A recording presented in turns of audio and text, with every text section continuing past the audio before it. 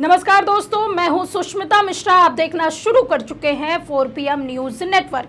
क्या हुआ जब केजरीवाल के बाद राहुल गांधी ने भी एथेनॉल का उठाया मुद्दा? कैसे वीडियो जारी कर राहुल ने गडकरी और हरदीप पुरी की बढ़ा दी सांसें, और कैसे केजरीवाल ने एथेनॉल नीति के पीछे निकाला अमेरिका का हाथ। दोस्तों, एक तरफ जहां मोदी शाह डर के मारे संसद में आने की हिम्मत नहीं जुटा पा रहे, तो वहीं विपक्ष के पास मुद्दों का ढेर लगा हुआ है। अभी तक अमित शाह जहां छात्रों पर अत्याचार करने को लेकर जवाब दे नहीं पा रहे थे, तो वहीं अब विपक्ष ने चंदा चोरी और पेट्रोल में एथेनॉल मिलाने को लेकर भी हमला तेज कर दिया है। इसी बीच नेता विपक्ष राहुल गांधी का एक वीडियो सामने आया है, जिसके बाद मोदी समेत उनके 2 मंत्रियों के दिल की धड़कनें तेज हो गई। वहीं आप संयोजक अरविंद केजरीवाल ने एथेनॉल नीति को लेकर एक ऐसा दावा किया जिसके बाद से मोदी सरकार की भयंकर फजीहत हो रही है। तो राहुल गांधी ने एथेनॉल को लेकर क्या कुछ कहा और केजरीवाल ने क्या दावा किया, बताएंगे आपको इस रिपोर्ट में।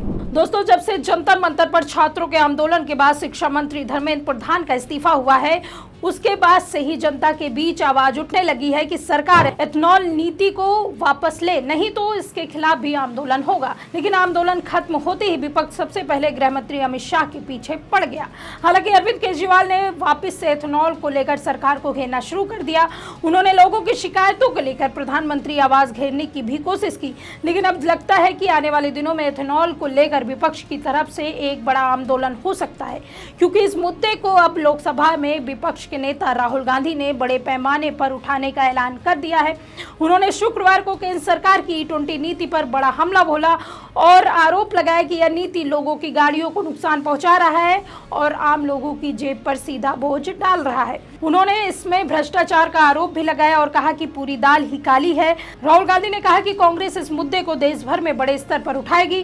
राहुल गांधी ने एक्स पर जारी एक वीडियो में कहा कि E20 का मामला बेहद गंभीर है। राहुल गांधी ने आरोप लगाया कि देश में हर तरफ भ्रष्टाचार है और सरकार की नीतियों की प्राथमिकता ही गलत है। उन्होंने कहा कि कांग्रेस इस मुद्दे को व्यापक स्तर पर उठाएगी, क्योंकि इससे लाखों लोगों की रोजमर्रा की जिंदगी प्रभावित हो रही है।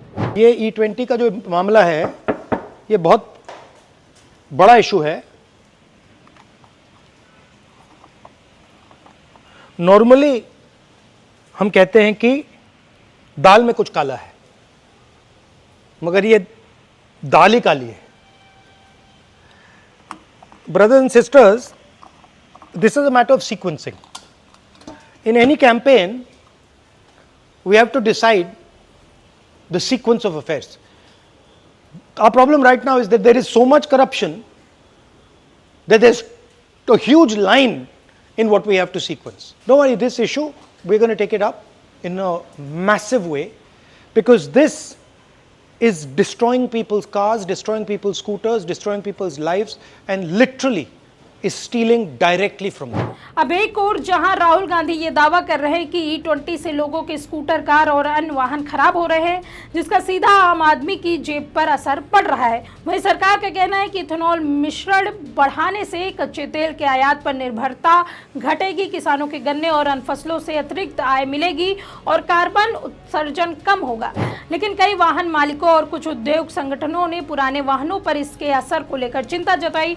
अब देखिए, जहां एक और राहुल गांधी ने एथेनॉल को लेकर अभी से प्रधानमंत्री मोदी और उनके मंत्रियों को सचेत कर दिया, तो वहीं आम आदमी पार्टी के प्रमुख अरविंद केजरीवाल ने आरोप लगाया कि केंद्र सरकार ने अमेरिका के दबाव में E20 नीति लागू की है ताकि अमेरिकी एथेनॉल के लिए भारत में बड़ा बाजार तैयार किया जा सके। उन्होंने भी शुक्रवार को E20 नीति पर केंद्र सरकार को घेरते हुए आरोप लगाया कि अमेरिका दुनिया का सबसे बड़ा एथेनॉल उत्पादक है और वह अतिरिक्त उत्पादन की खपत नहीं हो पा रही है। केजरीवाल का दावा है कि डोनाल्ड ट्रंप के दबाव में भारत सरकार E20 लागू कर रही है ताकि अमेरिका से एथेनॉल आयात किया जा सके।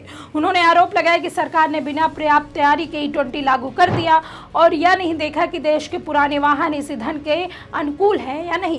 केजरीवाल ने दावा किया कि पिछले साल भारत ने अमेरिका से करीब 1 अरब लीटर एथेनॉल आयात किया था और इस साल यह आयात मिलकर 5 अरब लीटर तक पहुंच सकता है। उन्होंने आरोप लगाया कि इस नीति का उद्देश्य अमेरिकी एथेनॉल के लिए भारत में बड़ा बाजार तैयार करना है। उन्होंने और क्या कुछ कहा, सुनिए।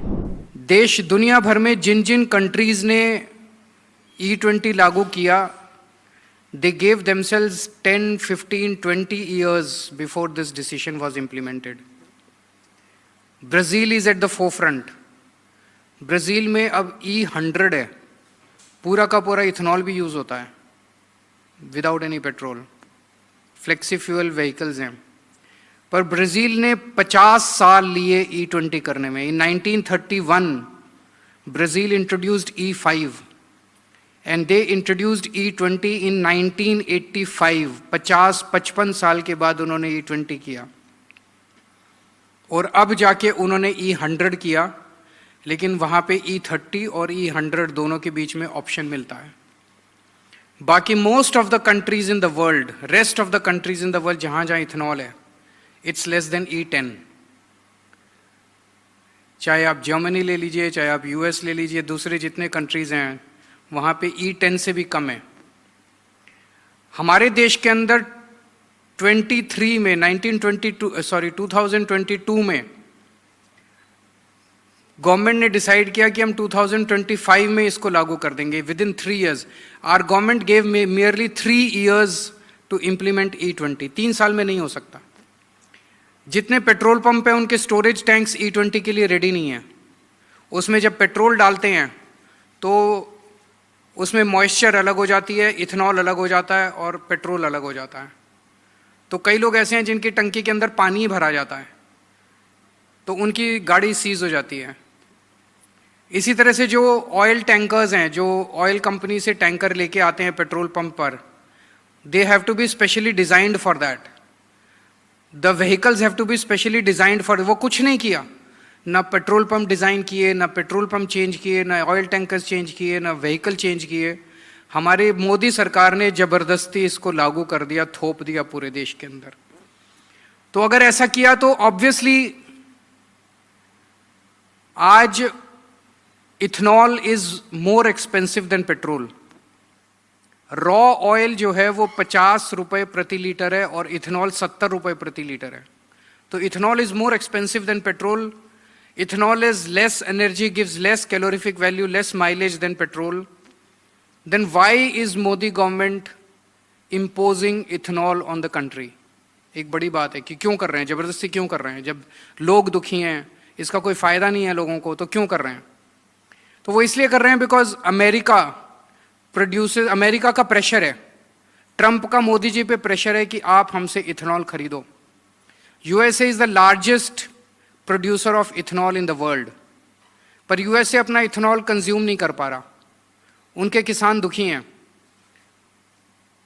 उनके यहाँ E10 है, उन्होंने E20 नहीं किया, लेकिन उन्होंने मोदी जी को फोर्स किया कि आप E20 लागू करो और आप हमारा इथेनॉल जो है वो इंपोर्ट करो। लास्ट ईयर हम लोगों ने 1 बिलियन लीटर्स इंपोर्ट किया था USA से। इस साल हम 5 बिलियन लीटर्स इंपोर्ट करेंगे USA से। तो वो सारा उनका जो कूड़ा है, उनका जो कचरा है इथेनॉल, जो USA यूज नहीं कर पा रहा, we are being forced to import that. और उसके लिए डिमांड क्रिएट करने के लिए, USA के इथेनॉल की डिमांड क्रिएट करने के लिए हमारे ऊपर E20 इंपोज किया जा रहा है, क्योंकि Modi ji is unable to withstand the pressure from Trump.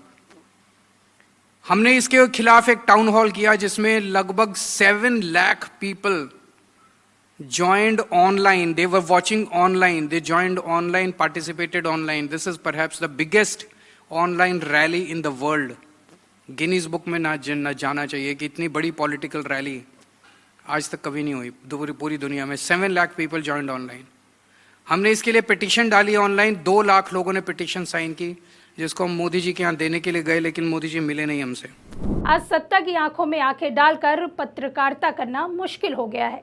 हम पर मुकदमे से लेकर चैनल को बंद करने का दबाव बनाया जा रहा है। मुश्किल दौर है, लेकिन हम हार नहीं मानेंगे। इसलिए 4 PM को ज़्यादा से ज़्यादा ज्वाइन करें और स्वतंत्र पत्रकारिता को जिंदा रखने के लिए जितना हो सके हमारा आर्थिक सहयोग करें। उम्मीद है कि आपके सपोर्ट से ये जंग भी हम जीत जाएंगे। अब देखिए, अरविंद केजरीवाल और राहुल गांधी के आरोपों के बीच मोदी सरकार दबाव में आ गई। इसी बीच केंद्रीय पेट्रोलियम मंत्री हरदीप सिंह पुरी ने E20 को लेकर उठ रहे सवालों का जवाब दिया है। उनका कहना है कि भारत की ईंधन वितरण व्यवस्था पूरी तरह से सुरक्षित और मजबूत है। पुरी के अनुसार देश भर में रोज करीब 2000 पेट्रोल नमूने की जांच की जाती है। भारत में करीब 1.7 लाख पेट्रोल पंप है। प्रतिदिन 6 से 7 करोड़ ग्राहक ईंधन खरीदते हैं। जांच के दौरान केवल 4 मामलों में ही ईंधन गुणवत्ता से जुड़ी समस्या मिली। उन्होंने कहा कि सरकार ने E20 करने से पहले बड़े पैमाने पर परीक्षण शुरू किए हैं। अब देखिए, केंद्रीय पेट्रोलियम पेट्रोलियम मंत्री हरदीप सिंह पुरी की तरफ से लगातार बयान सामने आ रहे हैं, लेकिन नितिन गडकरी जी इस वक्त सन्नाटे में हैं। अब देखिए, जैसे नोटबंदी के बाद हमें 1000 तरीके के फायदे गिनाए जा रहे थे और मोदी 50 दिन की मोहलत मांग रहे थे, ठीक उसी तरह सरकार E20 को लेकर फायदे गिना रही है। सरकार का कहना है कि इससे ऊर्जा सुरक्षा मजबूत होगी, विदेशी तेल आयात कम होगा, किसानों की आय बढ़ेगी और पर्यावरण को फायदा मिलेगा।